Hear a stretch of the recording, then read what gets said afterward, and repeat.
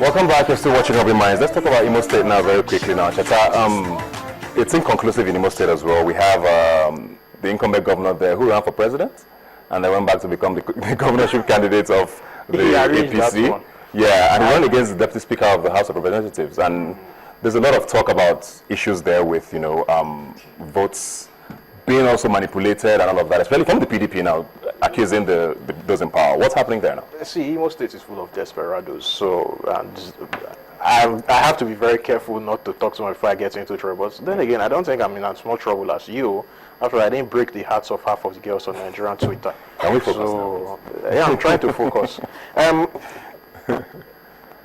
Imo State, basically, it's I think the only state in eastern Nigeria that is worse in terms of the number of power brokers is Anambra State.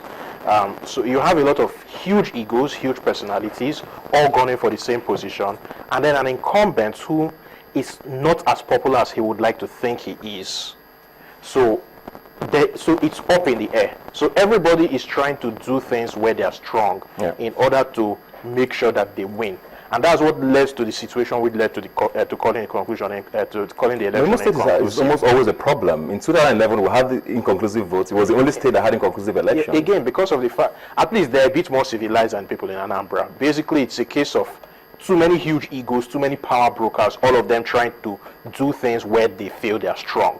So it always leads to that situation where basically you have more cancelled votes than the number of people than a particular threshold, which leads INEC to call it inconclusive.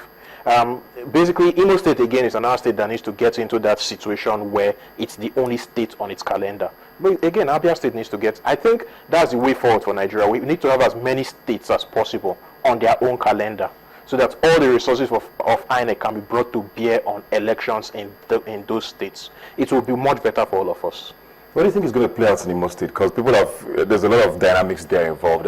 Imo State is one of those states where the ruling party almost never wins re-election. I don't know if you know what I mean. We've had the PPA win at some point, the PDP won, the ABGA won. Now there's the APC factor in there, or the deputy speaker. I mean, he's sort of an Abuja. If you don't mind my interruption, actually, Denwa tried this his 2 terms, or Hakim was a particularly, so it's not, or Hakim doesn't qualify. Doesn't qualify in this particular case. Now, I guess my point being that the party doesn't necessarily matter anymore. It's one of those states where, I mean, PPA wasn't a factor in Imo State until Hakim won there.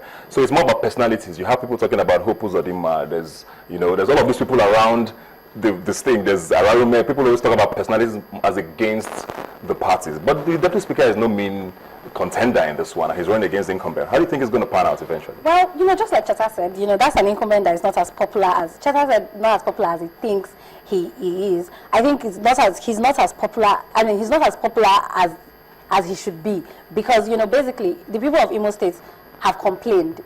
They have complained about infrastructure, they've complained about everything, and then for them it was a matter of, this is a chance to change, to change our governor. So I think that to be honest, I do not think that the incumbent has a chance. I feel that it's a very yes.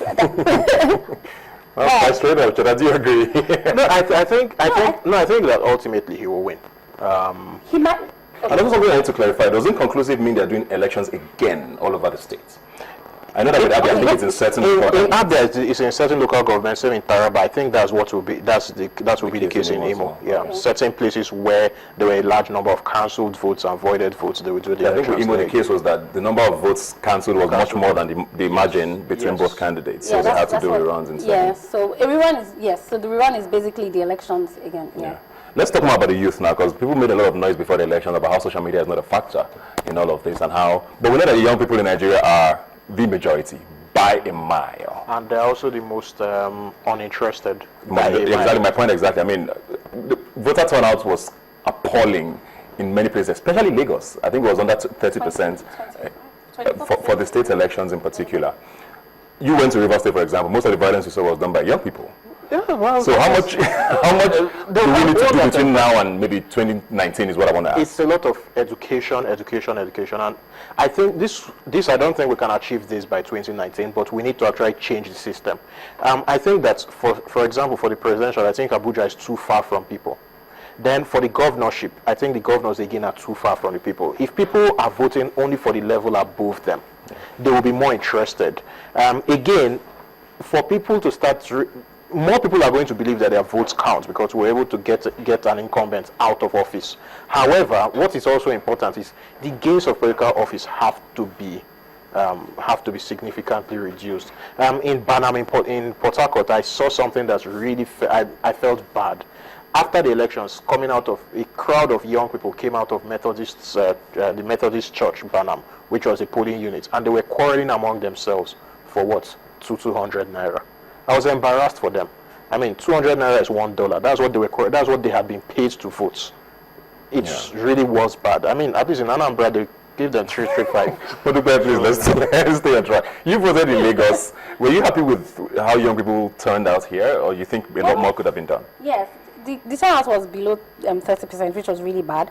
But generally, in terms of at least talking about the elections, they were really active. The awareness was definitely high. It was really high. Action is and then, what no, but the awareness actually, which is a good first step, because it actually translated into something. I mean, my mom is not young. I would not put her in the young bracket. But she would tell me how, oh, she got a broadcast, and they said she got a broadcast about something they said on Twitter, and then she believes in this particular position because this particular person on Twitter has said XYZ. You know, so I feel that conversation, at least the fact that the conversation is happening, it's a good thing. And then yes, between now and 2019, there has to be a lot of, you know, we have to basically reduce the apathy, because for young people, they don't feel, and just like Cheta said, they don't feel close enough to the government to feel like, oh, you know what, will my vote even count? How does my vote even affect who becomes governor? But I think that the change rhetoric that has happened right now is encouraging. So people feel like, oh, you know, because Buhari was probably the popular candidate with maybe with a lot of young people. So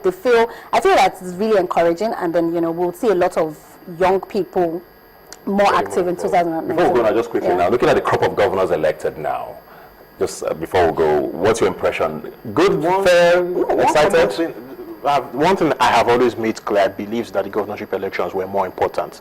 And looking at the fact that many of them have intimidating CVs, CVs my God, it's like I saw some CVs that actually made me reevaluate my life. No, I'm not kidding. Professors, doctors all over the place. I've dropped my ambition to be governor of the state. It's not that part. CV is very impressive. Yes, I agree with you. So something is going to fundamentally shift. Now, the key thing will be how they learn how to manage resources, because Nigeria is heading for very hard times. There's no sugarcoating it. The price of oil is falling. Iran is getting into the game back selling oil. So that old model we had of just simply selling oil and sharing the proceeds will not work anymore.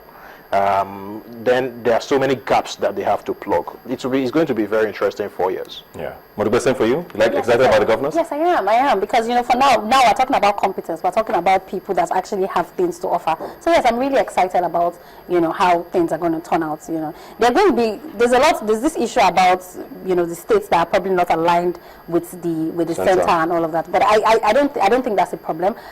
The president-elect or the president is supposed to be a president for the whole of Nigeria. So yes, I'm really excited about it. And then, yeah, you know, I mean, there are particularly states I'm looking forward to. I wouldn't mention, but yes. Obviously, Lagos. All right,